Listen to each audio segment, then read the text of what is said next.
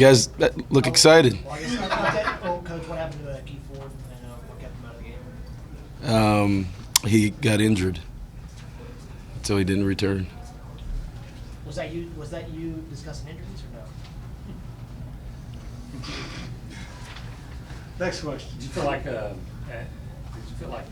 maybe y'all should have won the ball more in the first half, because it seemed like in the second half y'all appeared like y'all put more emphasis on it? There's probably a reason we did that. That's what halftime is for. That's what adjustments are for. We felt like we could do some things in the running game, obviously in the second half, and coming out with the ball in the third quarter. We were able to really establish that. I thought, early, the first drive for both teams were good. We got in a rhythm in the first quarter, and then we're kind of hit and miss. I thought Trevor threw the ball well early in the game, and then we went through a period really in the second quarter where we're just a yard short, or we're a little bit short on a route. We go for it on fourth down, and the ball's off just a little bit, so Christian's got to go down and get it.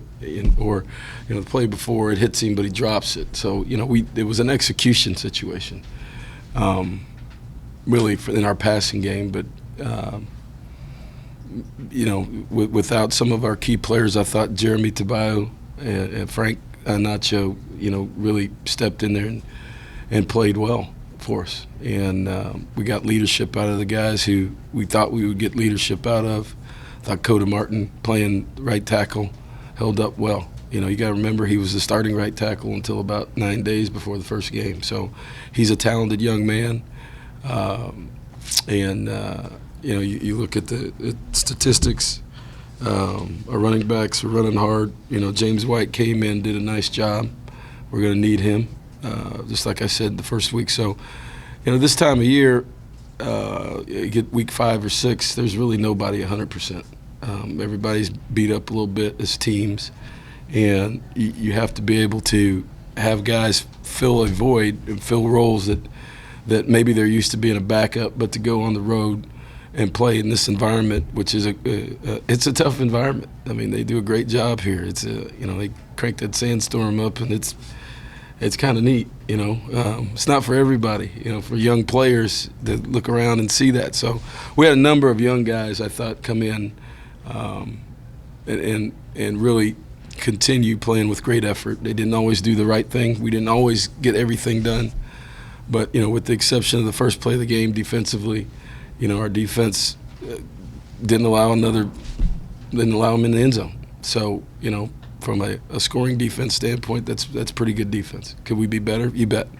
But from a scoreboard standpoint, that's what it's about. What the job Deshaun did, especially with no Miles there, he knew he get more attention. Yeah, and he was and Deshaun had a tough week of practice. He had some issues this week. I mean, it's that time of year, but he played hard, played as well as he's played, kept the pressure on, and that's what I'm talking about. The guys that had to continue to lead us without Miles there, defensively. Our safeties were excellent again, and Day really stepped up and created pressure. So, we're going to have that out of these guys, and hopefully this week we'll get everybody back and it'll be nice to be at home for a change and not get back at 3 o'clock in the morning every Sunday morning. You mentioned the safeties, talk about Armani's interception. Not only does he deflect it, but then he has the presence to chase it down. How about that, huh? What a great play. And then it's 2 weeks in a row. He's creating his own turnovers, so it was a strip and a fumble last week, and gets a tip ball, he's playing at a high level. And I think that the difference is he's playing at a high level consistently this year, and it's always been in there, but I think he's in great shape right now. He's played a lot of football. He's seen a lot of different things, and it's like those guys that they say, well, good things happen to guys who are around the ball, and you've got to be playing hard to do that. But he's playing very, very well right now, and we need him to. When you first got to A&M, back when you were an assistant, what did you think of the 12-man tradition? actually. When I first, When you first got to A&M as an assistant. like in 2000. Yeah, correct. When you first got here, what did you think about, having a guy that specifically wearing the 12? It's a big deal. It's really a representation of our student body. We don't take that for granted. I think you've seen the video of how of the presentation of the jersey in the special teams meeting and what impact it has on those players. And we're really unique in the fact that we're going to have, or we have 30 or 40,000 students at our games, and in a time where attendance in some places is down, particularly student attendance is down, we can't get enough tickets for our students, and so we don't take that lightly. I think there's another special fact that a lot of places you might have 70, 80,000 people and season ticket holders, but for our guys, when you have 30, 40,000 students, you see those guys. You're in class with them. You're on walking across campus with them, and football is really a part of. You've heard me say this before. It's part of your education at Texas A&M. That's why we have current students and former students, and fortunately, football is a big deal, and they want to come to the game. So to be a representative of that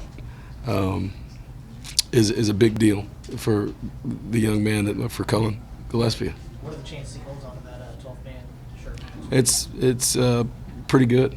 The last guy held on to it for what, 30-some games. So there's other guys want to wrestle it away from him, but he's done a nice job. As a four. I mean, he's on all special teams. He's making tackles. He's doing all kinds of things, and it's funny as you go through the season. The first week he was running down the field. Now he's starting to get double teams and traps and all kinds of different things. He and Caesar, which means that people are wanting to block him now, which means he's been doing a good job. So he's been frustrated the last couple of weeks because he's seen a couple different returns. But I told him that's a compliment. They don't double team guys that aren't any good. So he's when he's drawn a double team, that cuts somebody else free. Based on what y'all saw in the video, where the whole stadium saw, now you might have a top 10 matchup. Talking about having a home game again. Yeah, I didn't see. I just turned around just in time to see that catch, and then somebody told me that was the last play of the game. It was wow, that must have been something else. So yeah, I didn't see all that. We had our own issues going at that time. But in terms of having a top 10 game upcoming now at Kyle Field. Yeah, it'd be great. Our fans will be, it'll be great to have it at home and at Kyle Field. It's been a while since we've had a game like this, and we want the 12th man in full effect. So it'll be. I know that our fans will not disappoint, and it ought to be a great atmosphere next Saturday. Jermaine going to be possibly going to be available. They said that Ricky and Speed. They who? What Jermaine Aluminum? Who they said what? Someone was in here earlier and said that Ricky and Head coach handles that's injuries. that's what I'm asking. We'll see. Okay. Coach, we talked to you the last couple of weeks about on your red zone scoring, and it hasn't been what you probably would have liked. It was perfect today. 3 for 3. Yeah. Well, it's getting better. That's what we're. As a coach, you want to try to fix things. You want to try to, scheme is one part, but certainly a lot of times, short yardage and red zone is want to. Giving our guys a good chance with a good play. But I thought our coaches did a great job tonight of explaining the plan at halftime, really narrowing in, zooming in on what we wanted to do in the second half, and getting that communicated and our guys executing it and really kind of taking control of the game. So that's all part of it, and coming away with points. Daniel LaCamera has got the same demeanor whether he misses it or makes it. I don't know if you can't tell from his expression whether he made it or missed it. It's the same thing when he comes off the field. And for a young guy, I think at first that used to kind of bug me, but I kind of like it because in situations that he's been in, that demeanor I think helps him.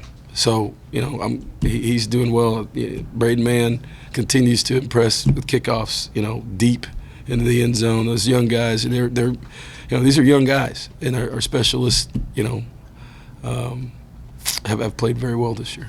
Kevin, I suppose that your guys were aware that, previously that South Carolina had some struggles. So what was your message to your team this week as you prepared for South Carolina?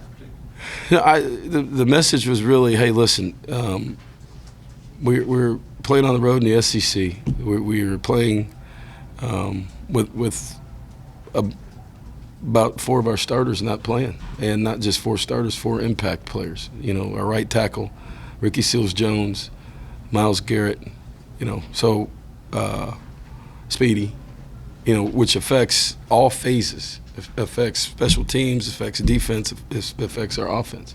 And so the message was that our standard of play and our level of play is we're not going to make excuses for that. We're going over to win a game, and there's a reason why you're at Texas A&M. We believe in you, and you're going to cross that white line, and you're going to have the same expectation that those guys that didn't make the trip and that had. And so, in that respect, I thought we accomplished that. I thought we had guys go out there and in a role, in a game like this, that is an SEC road game, the furthest trip we make in our conference, handle the crowd, and then after we settle down after that first play, really settle down and play football. Not panic. There was never panic on the sideline. There was never guys pressing or anything like that, just guys communicating, defense keeping us in the game, offense moving the ball in the second half and going and closing out a game and winning on the road. And I don't think anybody should ever take that